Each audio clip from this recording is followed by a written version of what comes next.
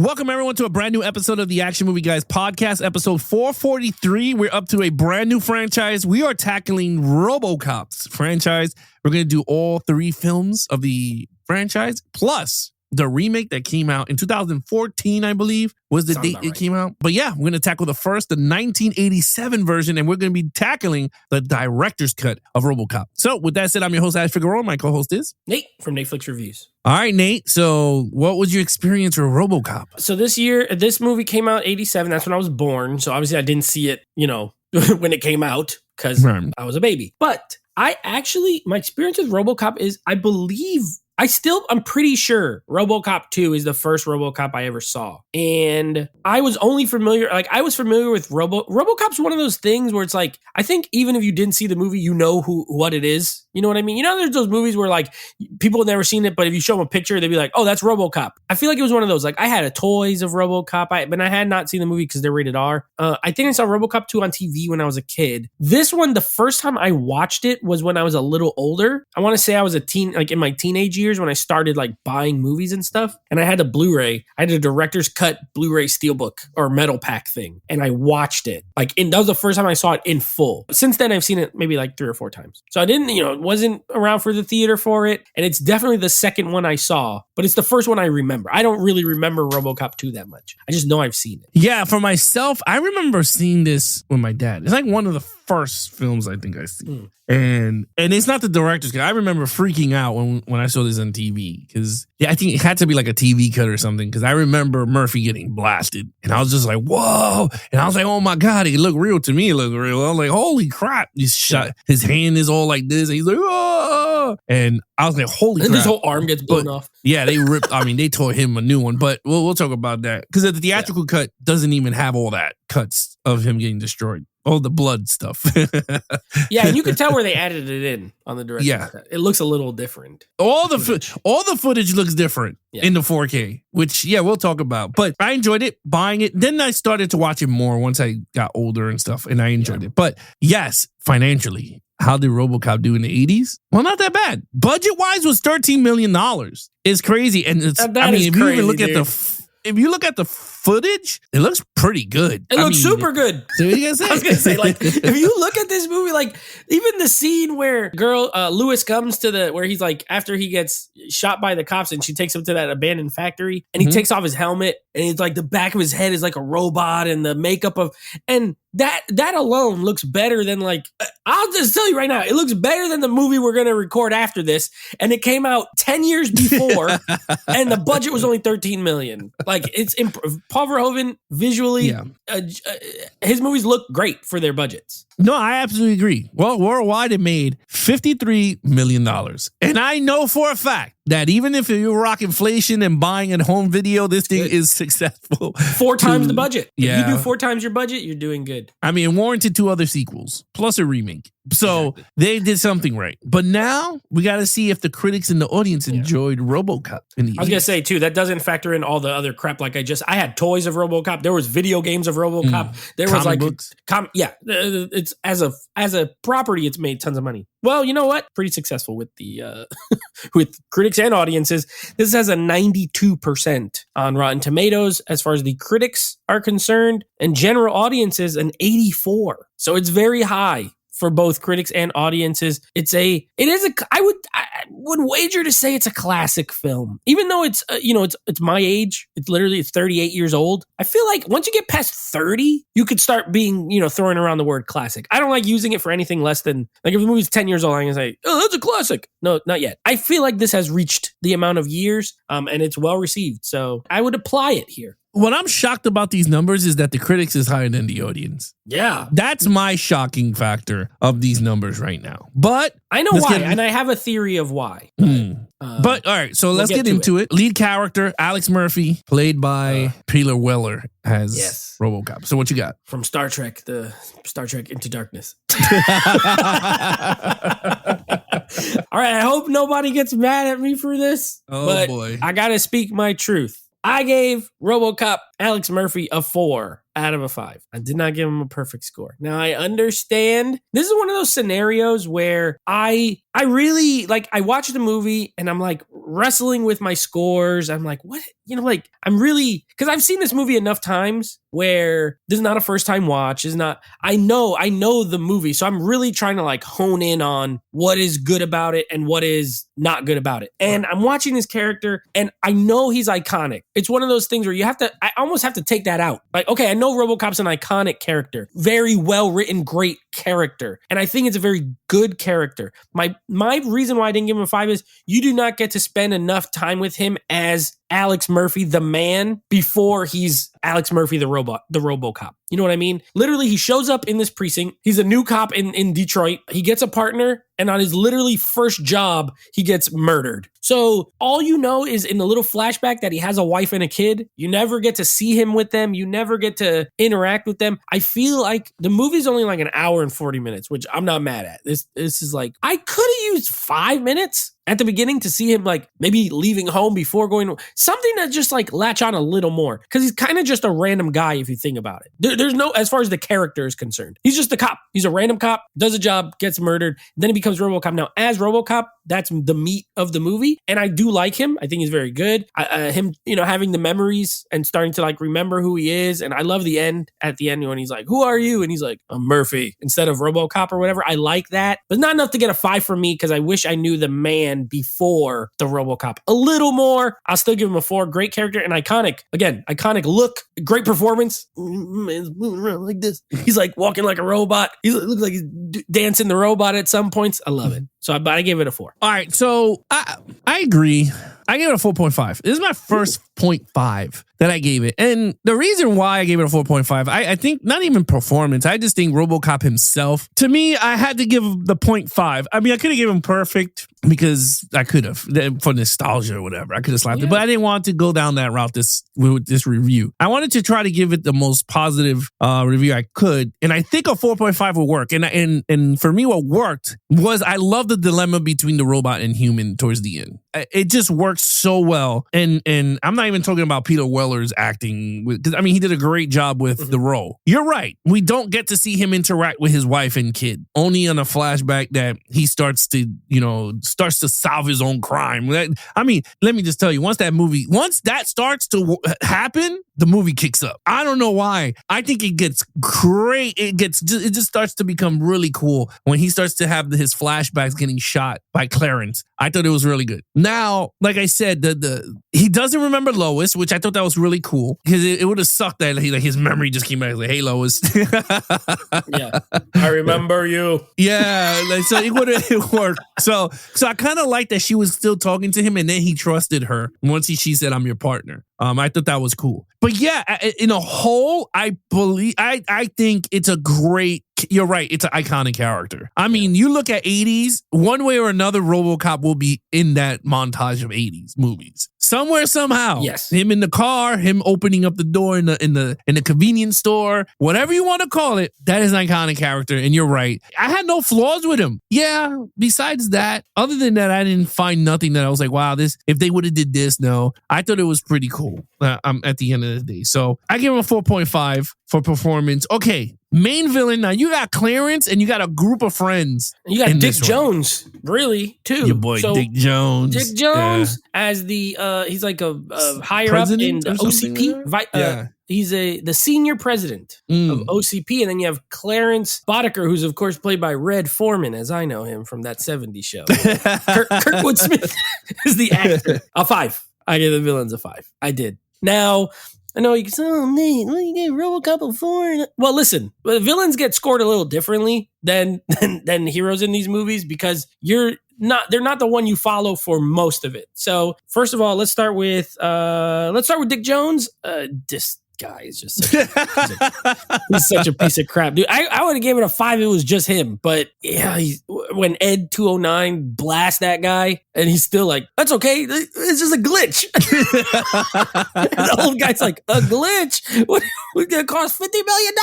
Then he kills his coworker because he comes up with RoboCop and he freaking blows up his house while he's in it. He's like, you mess with the wrong guy when they're in the bathroom. He's such a piece of crap. He hires Boddicker to like do all these crime. He's like going to let him be in charge of all the crime in the construction area of the new city and all this stuff. He's the worst. All right. Then you have Clarence Boddicker. He's the best. This guy, he's like the fun villain of the two. Yeah. Dick Jones, corporate, bigwig, rich, annoying. I hate him. Boddicker, I also hate him, but like you love to hate him. You know what I mean? Like he's disgusting. He's when he hits on the receptionist at the end. I always hated it. He puts his gum on her little name plaque, and he's like, maybe you can. He's got like scars. I'm like, no one wants you. And then he's like, you can keep the gum. I was like, ew, nobody wants that crap.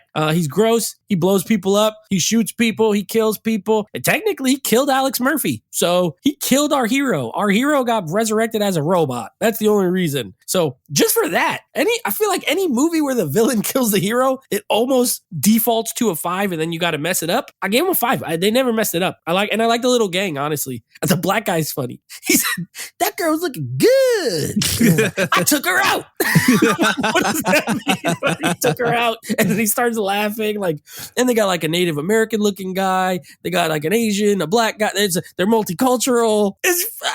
I gave it a 5. I love the villains in this movie. Yeah, I mean, you're right. You said everything. I gave it a 5 too. Well, first of all, Dick Jones. Dick Jones is one of the, first of all, the actor, I think in the 80s going forward was like Ronnie a villain Cox. on everywhere. Yeah, Ronnie Cox was like everywhere. He was like the captain of the Beverly Hills Cop. That's right. He was the good guy on that one. He mostly played bad guys, I believe, in the 80s. He was in some kind of hero. I don't know, somebody. Beverly Hills Cop, Vision Quest, Steel Justice, Beverly Hills Cop 2, RoboCop. Man, this guy had a lot of Total Recall. That's right. He was in. Yeah. He was Cohagen in Total Recall. That's what I always remember him from. I hate him in that too. Yeah, he was in a lot of stuff. Yeah, he has a lot of credits under his belt, Ronnie Cox, and rightfully so. He does look like a CEO dickhead. Like when you see him, plays him very well. You're right. That scene when the dude gets shot up was kind of funny. He's like, "Don't point the gun at me. Point it at Ed 209." Yeah, the guy's like trying to hide behind people. They push him away.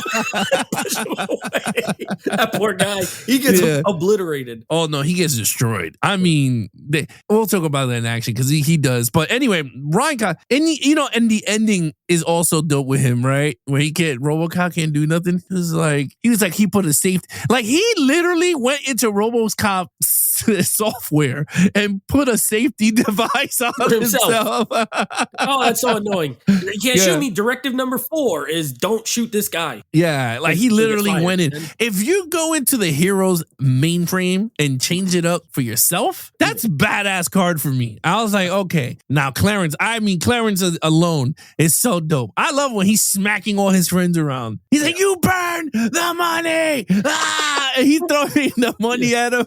He's like, this is shit. And then he's like, Clarence, what? He's like, we got cops. They just started shooting at him. He's like, can you fly, Bobby? Oh, yeah. He kills his own guys. I forgot about that. Yeah, that's true. You have that scene. Classic but then move. Again, him and RoboCop went at each other. When RoboCop falls, the steel falls on RoboCop, and he's hitting him. And then he's like, why don't you die? And he stabbed him, and he went, Rah! And then RoboCop went, shing, and stabbed him in the neck.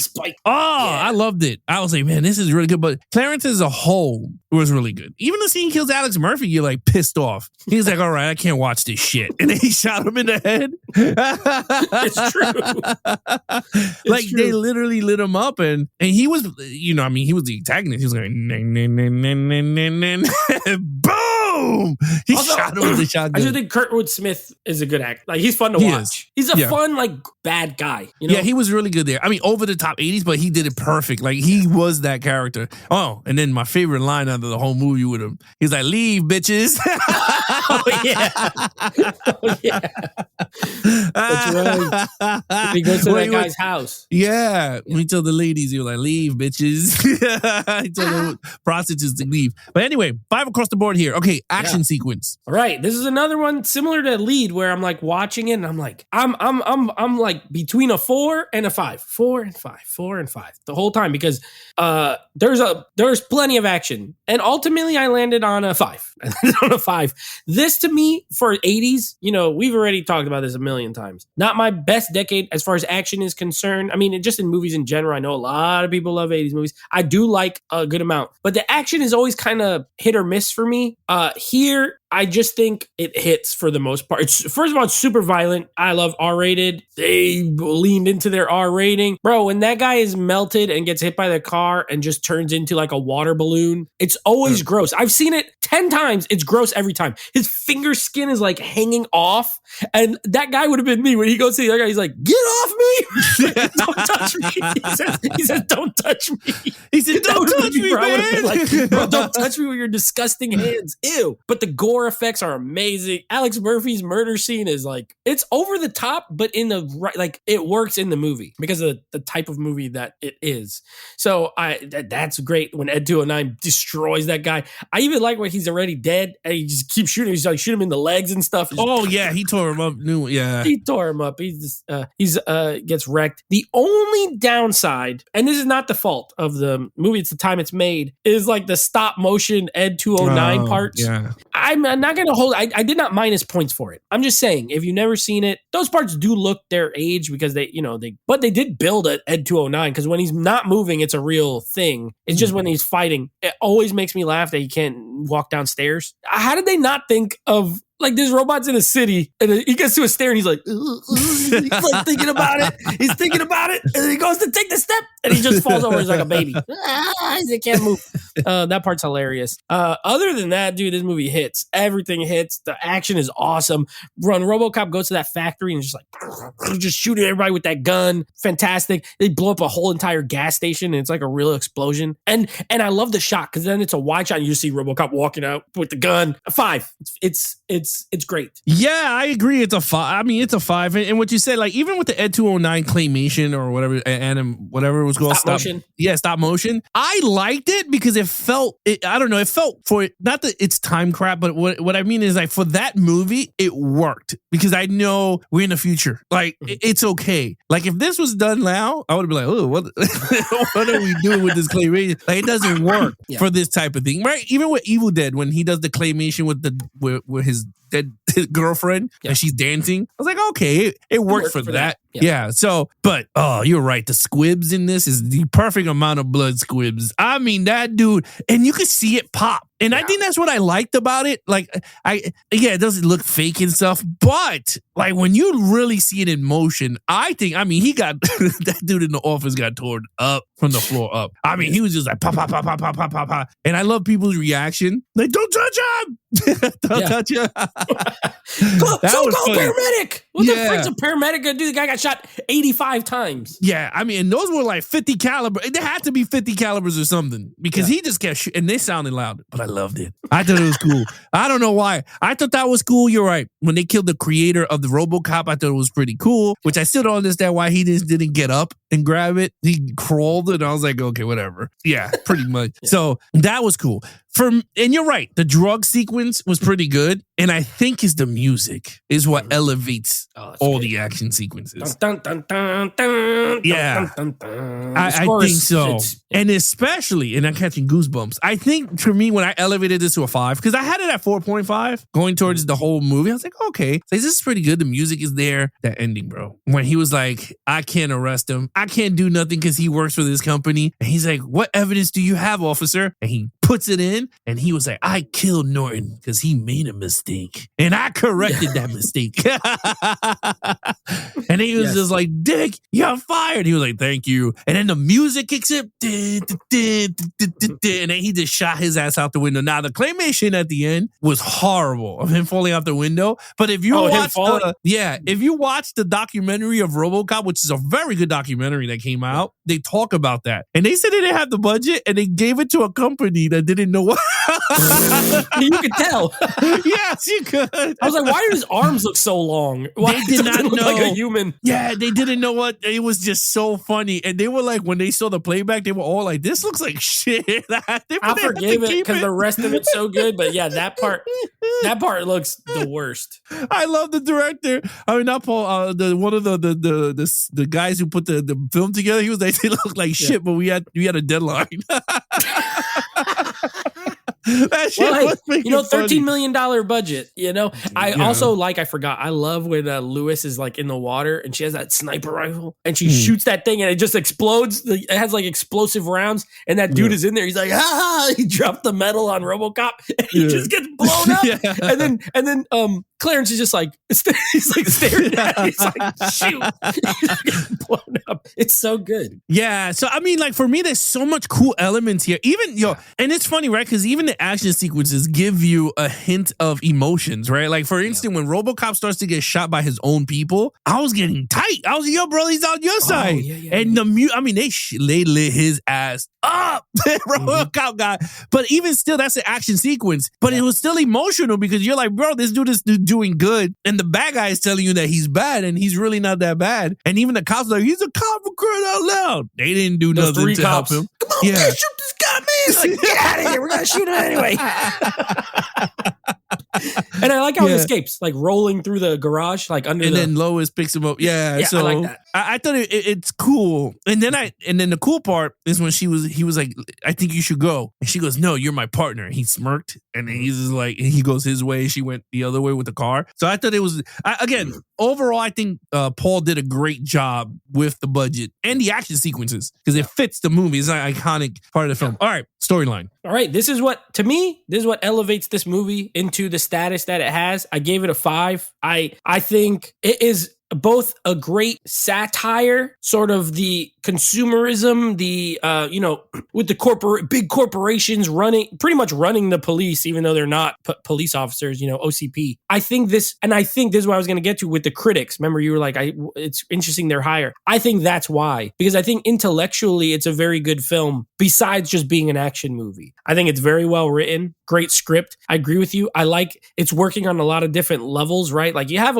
you can watch this as like a sci-fi action movie with a robot cop that's going around cleaning up the streets, and you can watch it as just a great film with a good story when he's trying to solve his murder. Like I agree with you. You touched on it before. That adds some layers to him after he's the RoboCop already. You know what I mean? And there's like some comedy in here. And again, it's an hour and 43 minutes. It's like the perfect runtime. I don't have any problems with anything that happens, so I had to give it a 5.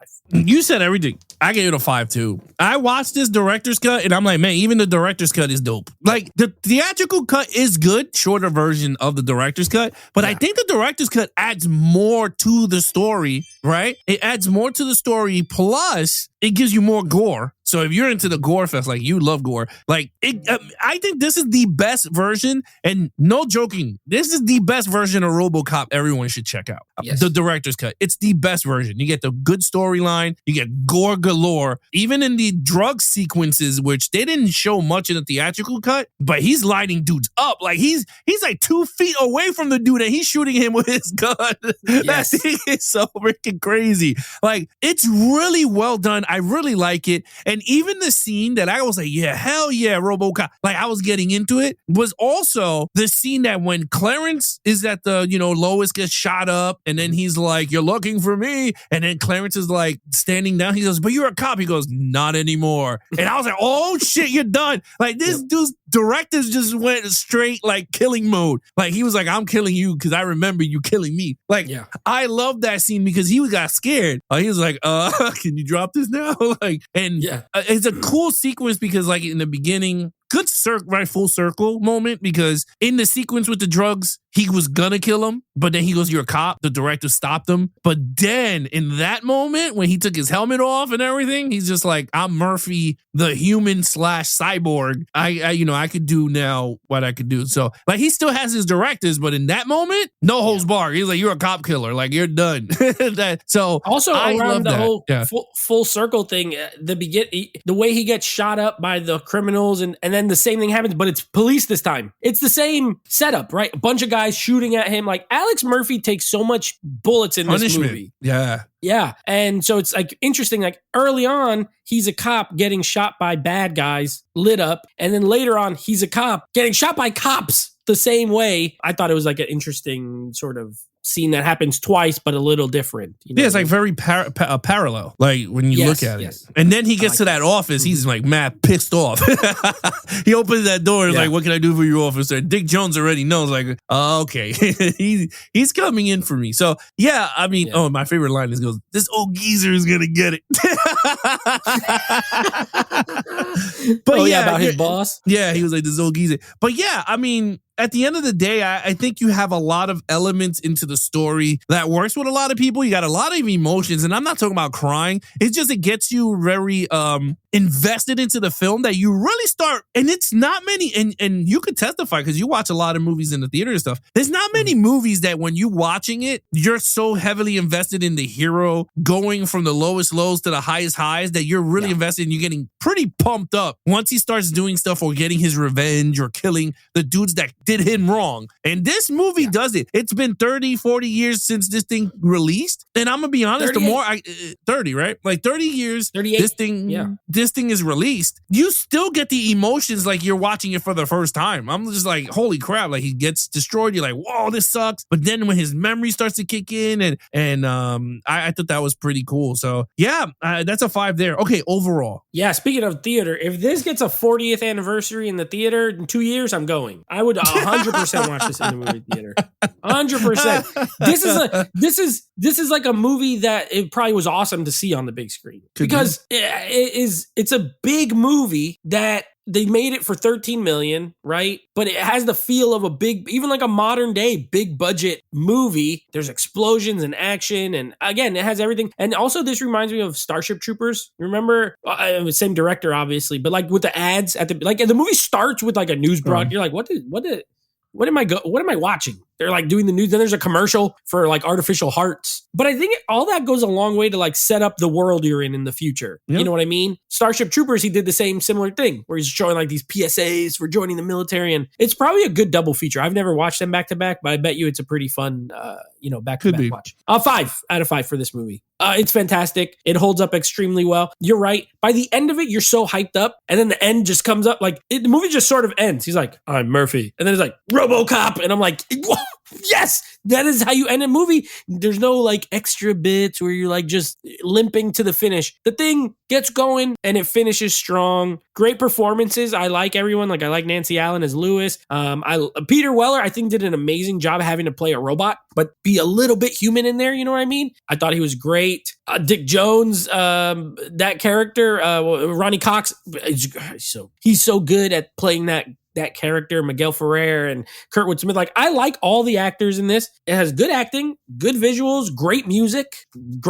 I love the score here. Like, all the way down, I took it out because, like, this poster, this is like one of the best posters. If you don't know what the movie is and you're like, what the heck is RoboCop? And you see a cop man robot getting out of a cop car.